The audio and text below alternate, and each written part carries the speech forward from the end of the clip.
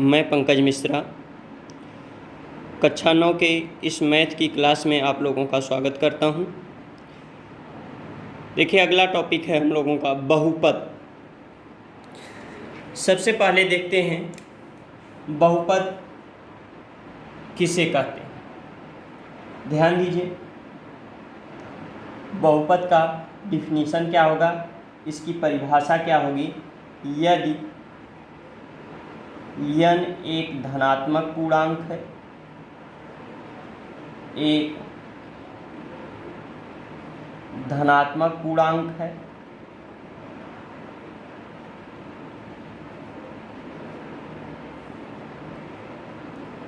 जहाँ a0, a1, a2 dot dot an अचर राशि है,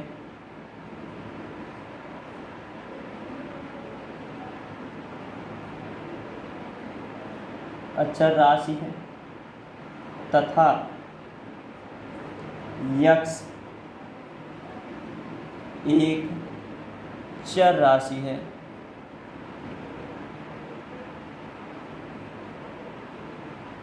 एक चर राशि है, तो व्यंजक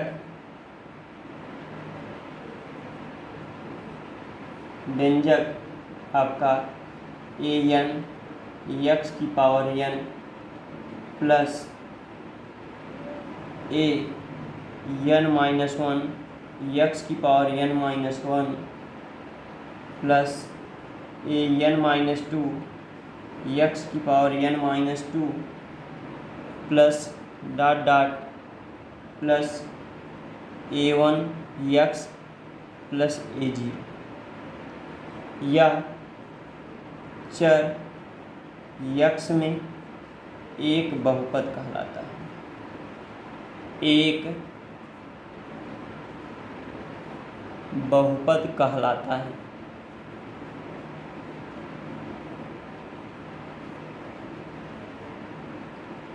अब ध्यान दीजिएगा,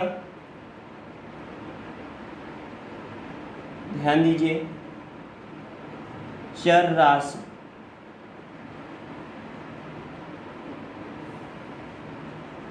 x के बहुपद को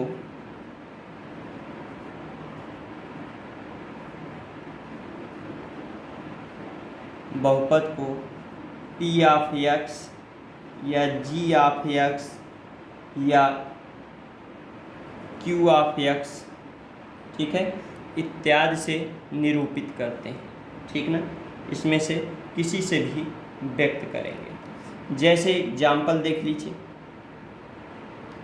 आपका एग्जाम्पल देख लीजिए, 3x² प्लस 6x प्लस 5, ये आपका चर x में बहुपद है।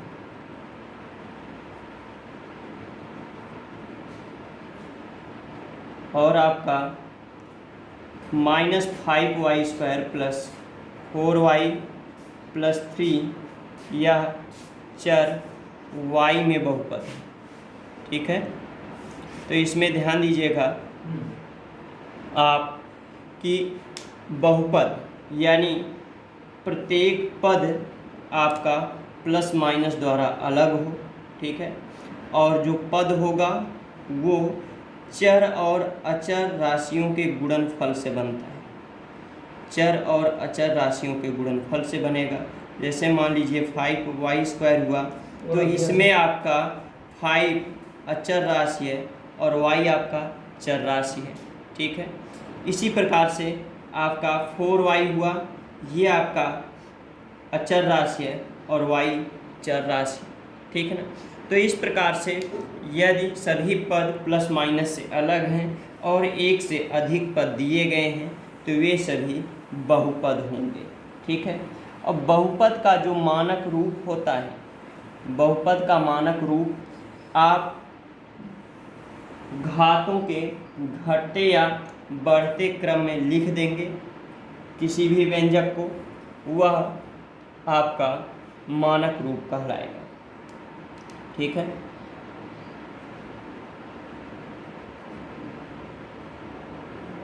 बहुपद का मानक रूप।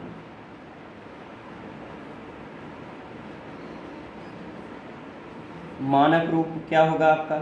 मान लीजिए एक एग्जाम्पल से समझ लीजिए, 3x + 5x³ + 2x² - 8 + 4x⁴ ये दिया गया है। अब इसको आप लिख सकते हैं और अवरोही क्रम में, घातों के अवरोही क्रम में लिख लें। घातों के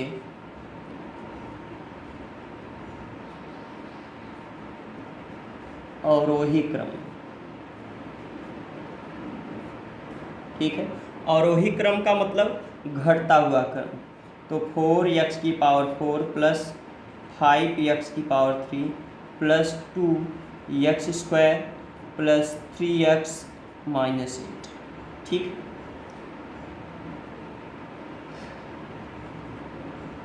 घातों के आरोही क्रम में, आरोही क्रम में, ठीक है। क्या हो जाएगा? -8 + 3x + 2x² + 5x³ + 4x⁴, ठीक है। तो मानक रूप में लिखना हुआ तो चाहे आप घातों के अवरोही क्रम में लिखें चाहे आरोही क्रम में, ये मिक्स रूप आपका मानक रूप नहीं होगा। एक बहुपद तो होगा लेकिन बहुपद का मानक रूप नहीं होगा। मानक रूप में लिखने के लिए आपको घातों के अवरोही क्रम या आरोही क्रम में लिखना पड़ेगा। वैसे आपको अवरोही क्रम अधिक मात्रा में, या आपको प्रायः अवरोही क्रम में ही आप क्वेश्चनों को पाएंगे। चलिए, इसके बाद आपने मानक रूप में लिखना सीख लिया। अब मानक रूप में लिखना सीख लिया, इसके बाद आपसे पूछा जाता है बहुपद की घात, ठीक है। बहुपद की घात,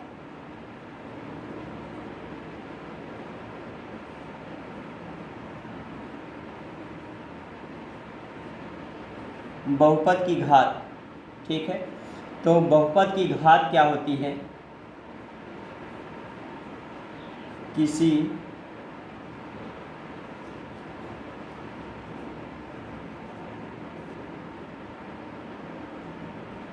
बहुपद में सबसे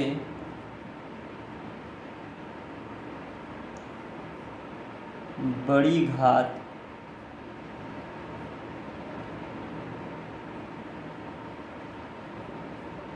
वाले पद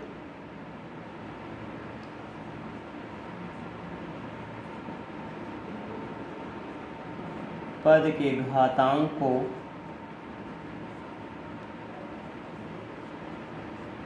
उस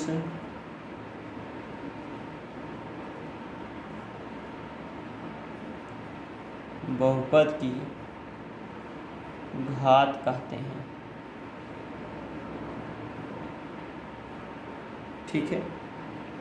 अब मान लीजिए आपका दिया गया है 5x⁴ + 2x² + 3x - 8, ठीक है। यह दिया गया है तो इसमें सबसे अधिकतम घात वाला पद, ठीक है, सबसे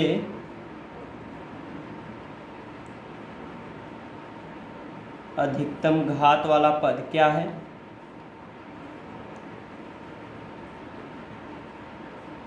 आपका 5x³, यही सबसे अधिकतम घात वाला पद है, ठीक है।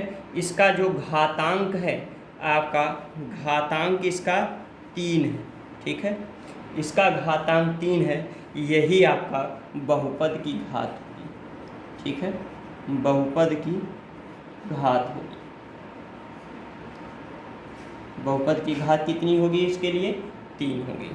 इसी प्रकार से आप और क्वेश्चनों को देख सकते हैं। बहुपद की घात अगर पूछ रहा है तो आप उसकी जो सबसे बड़ी घात होगी उसको आप बता सकते हैं, ठीक है, बहुपद की घात के रूप में। देखिए, जैसे कुछ एग्जाम्पल देख लेते हैं बहुपद की घात पर, आपका और भी डाउट क्लियर कर देते हैं। मान लीजिए आपका क्वेश्चन दिया है 5x³ plus 4x² plus 7x। इसमें बहुपद की घात कितनी होगी? 3 होगी। आपका दे दिया 4 - y², तो इसमें घात कितनी होगी? 2 होगी। ठीक है। आपका दे दिया 5t - √7, तो इसमें घात कितनी होगी? आपकी 1 होगी। t की सबसे अधिकतम घात। ठीक है। 3 दे दिया, इसमें घात आपकी कितनी होगी? कोई भी अचर पद होगा तो उसको 0 लिखेंगे ना, घात 0। ठीक है। तो इस प्रकार से आपका जो भी बहुपद होगा, ठीक, उसकी सबसे बड़ी घात की देखकर हम लोग बताएंगे इस बहुपद की घात कितनी है। जैसे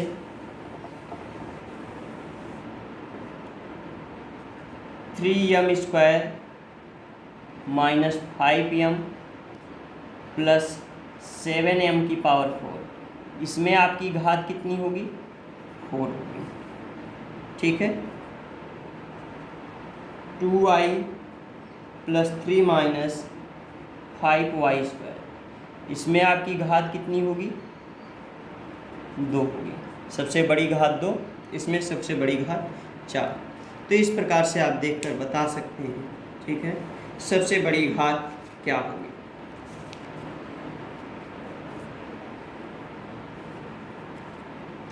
अब देखिए बहुपद का गुणांक। ठीक है।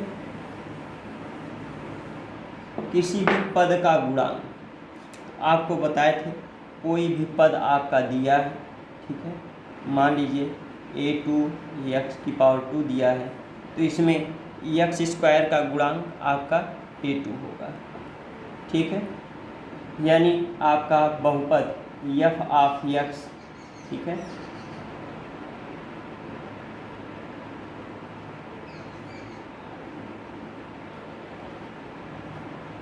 बहुपद का गुणांक आपका, मान लीजिए कोई भी बहुपद f(x) = a0 plus a1x plus a2x² plus a3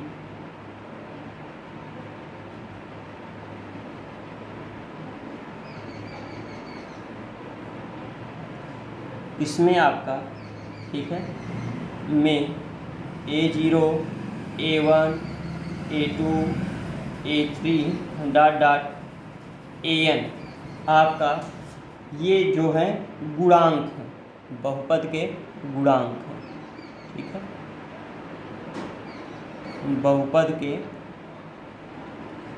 गुणांक दिए गए हैं। ठीक है। अब इसमें मान लीजिए आपसे पूछ लिया कि x का गुणांक, तो x का गुणांक a1 है, x³ का गुणांक, तो x³ का गुणांक a3 होगा, x² का गुणांक, तो x² का गुणांक a2 होगा। ठीक है। इसी प्रकार आपसे किसी भी क्वेश्चन में, ठीक है, किसी भी पद का गुणांक पूछ लिया तो आप उसका गुणांक ज्ञात कर सकते हैं। ठीक है। अब आपसे एक क्वेश्चन कह रहे हैं, आपसे एक क्वेश्चन कह रहा है कि x² का गुणांक बताइए। x² का गुणांक बताइए।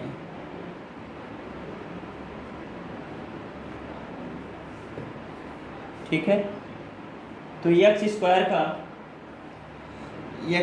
का गुणांक 2 प्लस x² प्लस x, इसमें आपका x² का गुणांक ज्ञात करना है, तो x² आपका यही है, यही पद दिया गया है। यहाँ पर इसके आगे कोई भी अंक नहीं दिया गया है, कोई अंक नहीं दिया गया है, जिसका मतलब यहाँ पर 1 होगा, क्योंकि 1 का जब भी मल्टीप्लाई किसी संख्या में होता है तो वो 1 को इंगित नहीं किया जाता, यानी 1x या 1x² या 1x³ आप कहीं नहीं पाएंगे, ठीक है। तो इसलिए यहाँ पर कोई संख्या ना होने की वजह से यहाँ पर इसका गुणांक 1 मान लिया जाएगा, यानी x² का इसमें गुणांक जो होगा वो कितना होगा, 1 होगा। दूसरा क्वेश्चन आपसे पूछ रहा है 2 - x² प्लस x³। इसमें x² का गुणांक तो यहाँ पर 1 होगा ना, तो कितना इसका गुणांक आ जाएगा आपका -1, क्योंकि इसके आगे माइनस का भी चिन्ह लगा है, तो -1 होगा इसका गुणांक। अब देखिए आपसे पूछा है π/2 x², ठीक है, प्लस x। इसमें आपका x² का गुणांक, तो x² का आपका गुणांक क्या होगा, इसमें π/2 होगा, ठीक है। आपका अगला दिया है √2x - 1। इसमें आपका गुणांक पूछा है, इसमें आपका गुणांक क्या होगा आपका, इसमें x² का कोई पद दिया ही नहीं है, यानी x² आपका 0 × x² रहा होगा, तो 0 का x² में गुणा कर देंगे तो वह पद 0 हो जाएगा। तो ना यहाँ पर x² का कोई भी पद नहीं दिया है, इसका मतलब यहाँ पर इसका गुणांक 0 रहा होगा, ठीक है। तो इस प्रकार से किसी भी पद का आप गुणांक ज्ञात करके बता सकते हैं कि इसका गुणांक कितना होगा। अब देखिए, मान लीजिए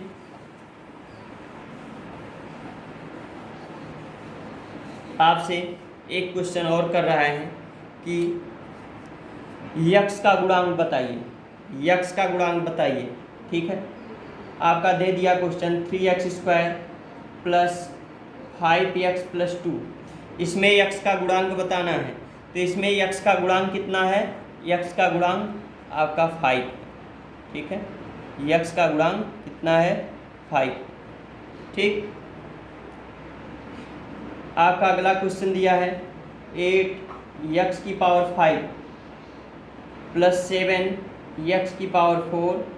प्लस 6x² प्लस 5x + 6।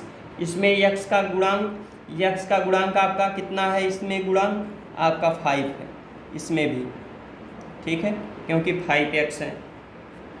अगला आपका 3x² प्लस 3 है, इसमें आपका गुणांक निकालना है x का। इसमें आप देख रहे हैं x का कोई पद ही नहीं है, x का कोई पद नहीं है, तो इसका गुणांक आपका 0 होगा, ठीक है। तो इस प्रकार से आप गुणांक ज्ञात कर सकते हैं कि गुणांक क्या आएगा।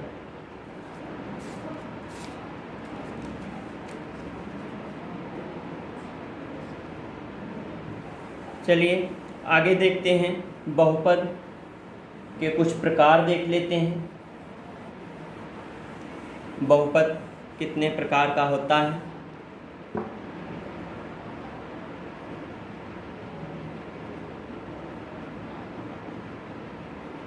बहुपदों का वर्गीकरण।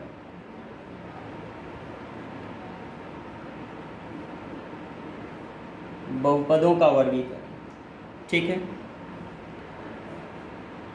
तो इसका वर्गीकरण 2 आधार पर किया जाता है, ठीक है। 2 आधार पर किया जाता है, एक पदों की संख्या के आधार पर,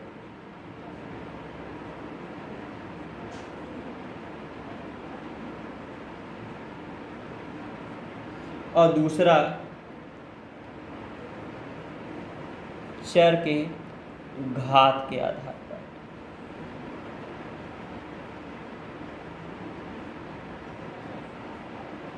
ठीक है।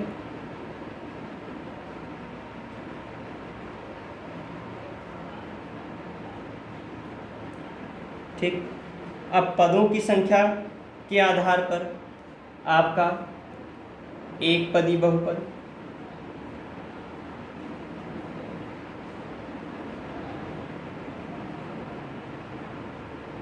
एक पदी बहुपद में जिसमें पदों की संख्या 1 हो, ठीक है, जिसमें पदों की संख्या 1 हो, जैसे आपका 7x हुआ, 4x² हुआ और 5 हुआ, ठीक है ना।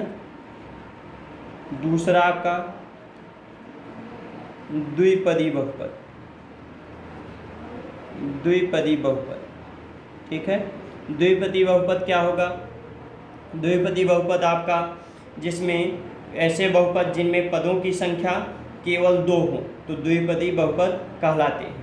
ऐसे बहुपद जिसमें पदों की संख्या केवल 2 हो द्विपदी बहुपद कहलाते हैं, ठीक है। इसका एग्जाम्पल देख लीजिए आप। इसका एग्जाम्पल होगा आपका 4 + 3x, ठीक है, या 6y² + 5y। इस प्रकार से आपका द्विपदी बहुपद हो जाएगा। त्रिपदी बहुपद,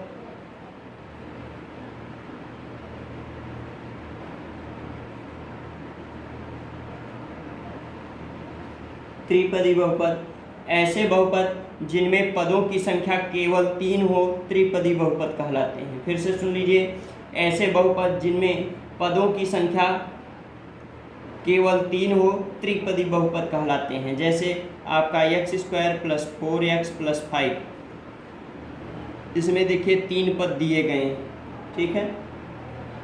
x² + 2x + 1, इनमें 3 पद दिए गए हैं तो ये त्रिपदी बहुपद कहलाएंगे। चौथा आपका शून्य बहुपद, शून्य बहुपद जिसमें पदों की संख्या 0 हो, ठीक है। जैसे 0 × x², 0 × x, ठीक है। तो इस प्रकार से आपके शून्य बहुपद कहलाएंगे, ठीक है। घातों के आधार पे आपका पहला रैखिक बहुपद, रैखिक बहुपद। रैखिक बहुपद क्या होता है? रैखिक बहुपद ऐसे बहुपद जिनमें चर की अधिकतम घात 1 हो रैखिक बहुपद कहलाता है। जैसे आपका 4x + 5 या 3y + 2, इसमें अधिकतम घात बहुपद की कितनी है? 1 है, तो ये रैखिक बहुपद कहलाएंगे। अगला आपका द्विघातीय बहुपद।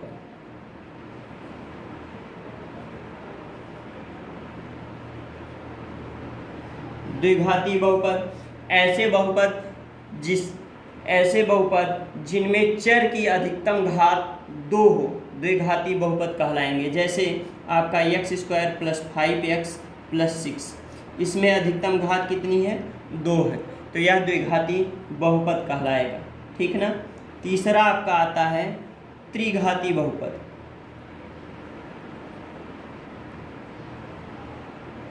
त्रिघातीय बहुपद,